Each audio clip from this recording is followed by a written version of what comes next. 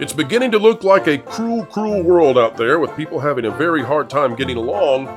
But one of the places we never thought we would find this thing happening and preventing entertainment from being brought forth to a loving audience was Muppet Babies, the 80s cartoon. But that's where we have to go today because there is a story from an animator who says that the fact we can't get along is preventing some of your favorite entertainment from ever being brought to audiences.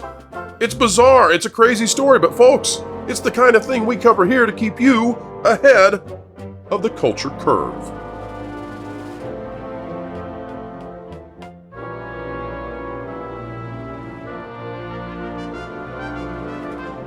Happy day, folks. Happy to have each and every one of you joining us for the WDW Pro channel. An honor as always. Also an honor to have Michelle of Force of Light joining us today. Michelle, welcome back to the channel. Been too long. Yes, glad to be here before the year ends. That's right, a brand new year. I'm reminded, Michelle, of the Calvin and Hobbes strip, the very last one that Bill Watterson, the artist and creator of Calvin and Hobbes, the very last one he ever did, where Calvin is looking and he and Hobbes are on the sled and they're looking out over this field of fresh white snow, and he says it's a brand new canvas. And that's what I think 2024 is. Hollywood, on the other hand, may not have much fun because they don't have much paint to use on the canvas. But you and I, we can have a lot of fun, and folks out there, you all can. Michelle, we're talking today about something that is, well, I never thought we would have this on the channel, but it lands, I think, exactly squarely into an important theme for 2024. And that is that our society has become much more abrasive, less friendly, less cooperative, and that's having a real impact on the stuff that we watch and the things that we can enjoy. So let's get into something that, folks, you probably never thought we would cover Muppet Babies here. At least if we did, they had made a big mistake.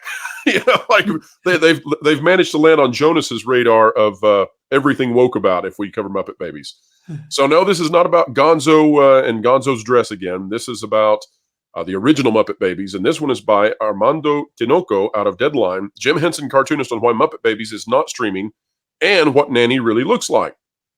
And this is shocking, Michelle, the implications that this story is going to have. Folks, don't jump off the ship just because we're talking about Muppet Babies. Trust us, there's a much bigger conversation to be had here. Muppet Babies is one of those rare 1980s animated shows that are not available to stream, and Jim Henson cartoonist Guy Gilchrist is revealing why. During a recent appearance at LA Comic-Con, Gilchrist gave some answers as to why the Muppet Babies was not available to stream on any of the digital platforms. By the way, folks, it's also, to my knowledge, it's not available on any physical media either. Gilchrist said it comes down to copyrights and trademarks as the reason why the show has not been able to get into streaming service. The cartoonist said in an interview with Dennis Does LA that back in the 80s, there was camaraderie between the studios, something that doesn't exist today in the big corporate takeovers. Here's the quote. Besides using the stuff that was in the public domain, like the silent stuff that we used in the dream sequences, remember, the editing on that was incredibly wonderful. We used a lot of film clips from a lot of different things, including Raiders of the Lost Ark, Star Wars, and all of that, Gilchrist said of the collaboration the studios had with each other. Jim was very good with George Lucas. George came in and worked on Labyrinth, and Jim, and that was not their first collaboration, he said. Their first collaboration was they were across the street from each other. Jim was filming the Muppets, and George was doing Star Wars across the street. Yoda didn't work, so Jim, Frank, and Kathy Mullen fixed Yoda. Then Steven Spielberg was also a very dear friend of Jim's, and Jim fixed E.T. because E.T. didn't work. With Gilchrist establishing how the studios worked with one another, he went on to explain how the clips used in Muppet Babies made it onto the show and how different it is now. Back in those days, everyone loved us, he explained. They loved Jim, would do anything for us. We didn't fill out forms, requests, this or that. We basically did whatever we wanted to do with the blessing of all of the studios. These days, things are owned by Disney, Universal, and there's not the camaraderie at the creative level that we had in the 80s. He concluded, that's why I'm sorry to say you will not see the original Muppet Babies, and it's the question I get asked the most. I had a lot to do with the babies. I know how much you guys love the Muppet Babies and would love to have them back. But I don't really know a way that will ever happen. It's copyrights and trademarks and that sort of thing, unfortunately. Now, Muppet Babies, of course, a very popular cartoon in the 80s, Michelle, and ran on CBS. But here's what I'm interested in. I have noticed over the last many years, going back into the, 2012, 2013, sometime around there, I guess, maybe before that even, that our culture and our society has become less friendly, less amicable, more abrasive, more tribal. And I don't think that it's just personal relationships that this is affecting, Michelle. I think it's actually affecting our companies and their ability to work together.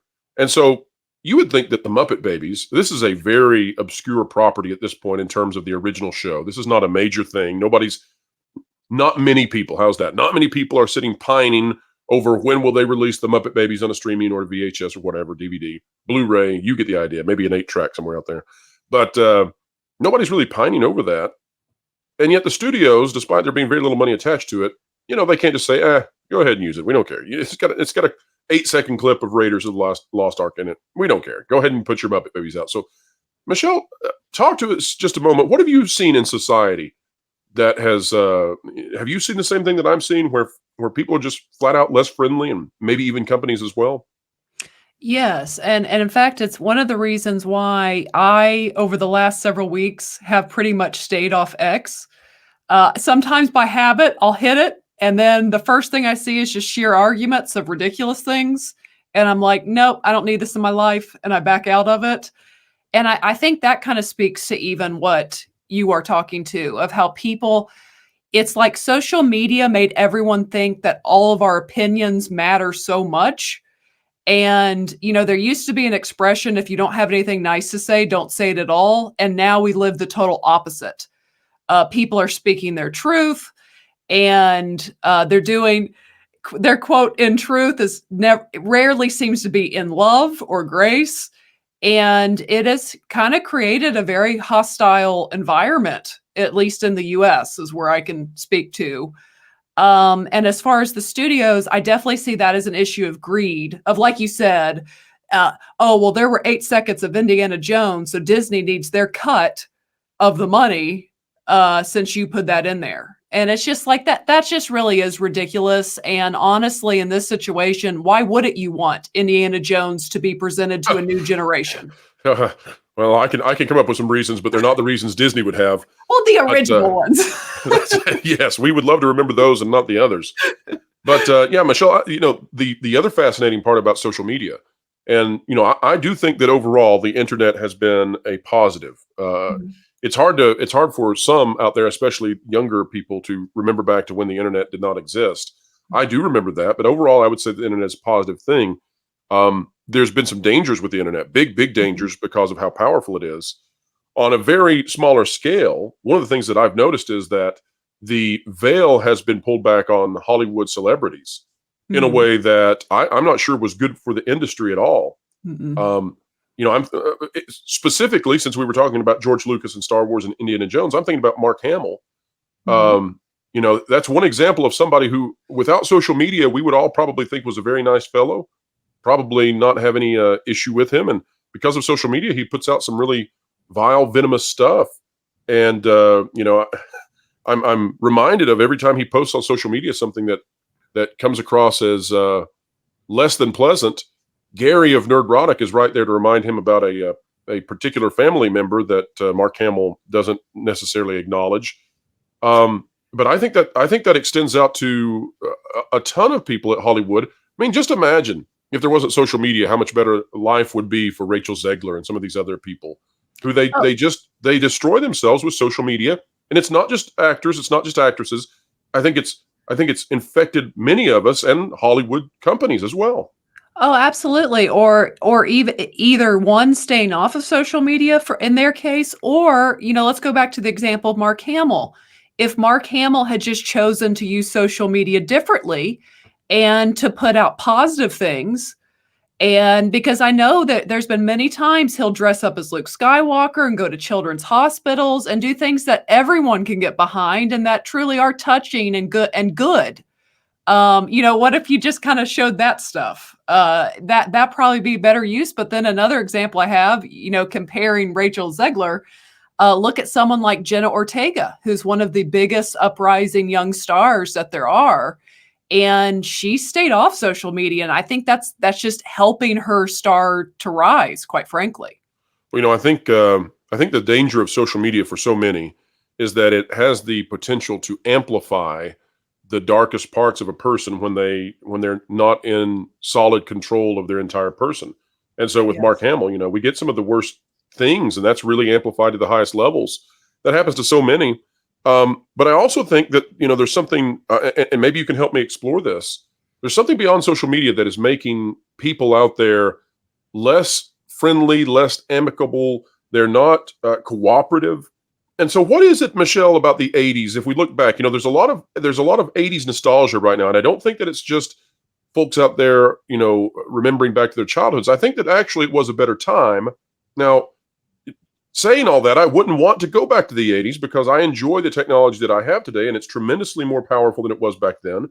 There are opportunities today that, for example, what we're doing right now on YouTube is completely impossible in the '80s, and yet the relationships and the way that people worked with one another, I think, is highly desirable. What are some ways you think we could get back to a society that acted more like what we were in the '80s? Um, well, I Minus Rainbow Bright and Cabbage Patch Dolls, of course. None of that. None of that. yes, well, I think in our nation, sadly, again, I can only speak to the US, politics have got into a place that they dominate people's lives. They Yes. dominate people's thinking, and we now we live where it just feels like there's constantly fighting. We can't get along. We're not supposed to. Some people have the mindset you can't listen or watch something if that person doesn't agree with you, or vice versa. That person can't be an actor if they don't agree with us. It's just a very hostile environment, and really most of it in the USA, at least, is it kind of stems from that political side taking up a place that maybe God or something else should be filling for people. Well said. And as we've said, it seems so infectious at this point that we've arrived at a place where we can't even agree to put out, a little '80s cartoon that it's not going to make anybody big money, and yet the Yeah. studios can't get along well enough to do that. Now, I think it's really the downfall of Hollywood is that the abrasiveness, the lack of animosity between people. I think it's infected the way that we tell stories, and so I think the characters are less lovable, less relatable, because what we're receiving out of Hollywood often are these characters who they don't remind us of anybody that we would aspire to be like. And you know, uh, to go back to Star Wars for a moment, they're talking about bringing back the Rey movie, and bringing Daisy Ridley back to that character. But I don't know that that character is relatable to anybody because that character was not allowed to be flawed in any way because of gender. And so, because she must be the heroine, the leading lady without any kind of imperfection, nobody can relate to that kind of a person. And then at the same time, you've got these ideas and ideals from the past, like Snow White, that are being spun on their head now, where Snow White is no longer a young woman coming of age and terrified of what that might mean, simultaneous to an older lady aging out of her beauty and being terrified of what that means, and then the animosity that springs up between them. Rather than that, now Snow White is a socialist liberator leading an army of CGI monstrosities, and it's like, how did we arrive at this place where not only can we not create entertainment, when we do create entertainment, it's not pleasant, and apparently we're so bad at creating entertainment now that we can't even bring back the old entertainment that was good because of copyright rules. It's craziness. It's craziness, Michelle. Yeah, I mean, we just did a review for the new rom-com that's out, Anyone But You, and neither one of us liked it. And one of the reasons is the new lead female character I don't find relatable to a female. She's just kind of abrasive and not particularly very likable. Compare that to, say, I the night before had just watched Bridget Jones' Diary, and Renee Zellweger's character is very relatable for a woman. She's a bit of a mess, but like you can relate to it. So yeah, I totally agree with that something is causing to where they can't even write characters that people relate to at this point. Meanwhile, Godzilla minus one does, I think, what Hollywood once did. It gives us characters that are believable and lovable, and because of that, by the end of the story, we're all involved in it and enveloped in it, and we want those people to succeed because we know who those people are, because we've met them before, and sometimes we are them. I think the same is true of When we watch Stranger Things, for example, I think the Duffer Brothers have presented a realistic group of friends. And so no matter what kind of zaniness they encounter, no matter what kind of horrors they encounter, we love being with them in spite of all of it because of the friendship there, because the friendship is believable. We'll believe the other stuff in Hawkins just to get to experience their friendship. And so I think that's really something to pay attention to. But I want to show you now. This is the interview exactly with the animator from Muppet Babies, and of course, this is not the gentleman, the animator himself. This is Dennis Pastorizo, who he is the individual who did the recording. And I just want to show briefly. So this is the original recording, Michelle. If anybody wants to go take a look at what was said, exactly the full interview here, it's worthwhile. It's definitely good. It's in the top left. If you're watching this video at the time of release, should still be there. Go check it out and see what you think about what was said about the original Muppet Babies in full. And Guy Gilchrist, we hope people like him. These people who worked on stuff that was really important and really good, and probably had a significant piece of formulating people's identities as they imagined, along with Baby Kermit and Baby Piggy and all of that. Be nice to have that stuff come back where it's available for people to see and to remember. And even if it's just for nostalgia, it would be nice. But Michelle, final thoughts as we wrap up the video today, just about what could we do in 2024 to make the world a little bit better of a place? Well, the kind of the way I like to word it is I really can't control other people's actions. I can only control how I respond to what other people are doing. And I mean, one of the things I've decided to do is just not participate in some of the nonsense. And we all need to ask ourselves, is what we're doing really helping the situation, or is it further adding to the division? Right, that's a pragmatic view of it. Yes, and that's just kind of how I would recommend people to begin to question, is what I'm doing is it just the opposite side of the coin of what I don't like, and I'm now becoming that and causing more division? Or am I going to kind of just control what I can control and not further add to the situation? Well said, and I would say this scales at every level. So this is applicable to the Muppet Baby situation in the studios. And listen, folks, there are tons of examples of this. This is just the one that was up in the news, and we thought, we need to cover this. But whether you are someone who is acting as an individual or whether you are a representative for a corporation or company, find ways to work with others. It is much better, much nicer to see everybody rise in success. And I would suggest out there to all of you that one of the greatest joys you'll have in your life is helping others succeed and watching them do so. That's a marvelous thing to achieve in your life, is to watch the achievements happen of others. And if you have some small impact in that, wonderful. So let's all get on board with that. I'm not saying that everybody out there needs to stop competing with one another and sing Kumbaya all the time. But when there are opportunities to build relationships and bonds and friendships, go for it, whether it's you as an individual or as companies. That would be better for us all. Michelle, what do you have coming up on Force of Light in 2024? Yes. Well, our next first time watching reaction, actually our last one, people might need to go watch to help society. It's a Wonderful Life. I think we all need that story in our lives and that kind of reflection on life and what really matters. But what's coming up is our reaction to Harry Potter 2. And then in 2024, we're going to react to Gladiator. We've never seen that. Looking forward to it. And folks, make sure you click the like button here. Help us continue to do what we do, as well as checking out Force of Light and that wonderful It's a Wonderful Life review. But click the like button here, share, subscribe, and when you click it, you stick it to the algorithms. It's the notification bell. Drop a comment down below. Let us know what you've seen in your life. Have things become more abrasive, more dark, and more divisive? And how might we resolve that? Perhaps the folks out there in Oklahoma and Idaho and South Dakota and all of those wonderful places that are known sometimes as flyover country, maybe they're not seeing this. Maybe it's just as nice and kind as always. Maybe it's only on the coast, but I think not. All right, folks, that's it for us. Wherever you are, whatever you're doing, keep learning, keep growing, keep having fun. And don't forget, folks, every time a bell rings, an angel gets his wings. All right, later, folks. Oh. What are you doing? Well, you see, I wanted to get some inside scoops on Disney and their, different corporations, if you know what I mean. So I figured, by looking into this fistbowl and sucking it randomly with my own energy that I pay for, you paid for, I could do the whole experience where you can be a master and spy on your targets. You're an idiot.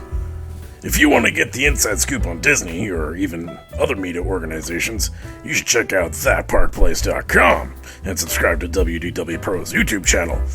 That'd be way easier, more accurate, and, less dumb.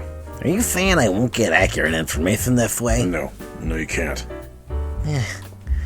Who'd have think?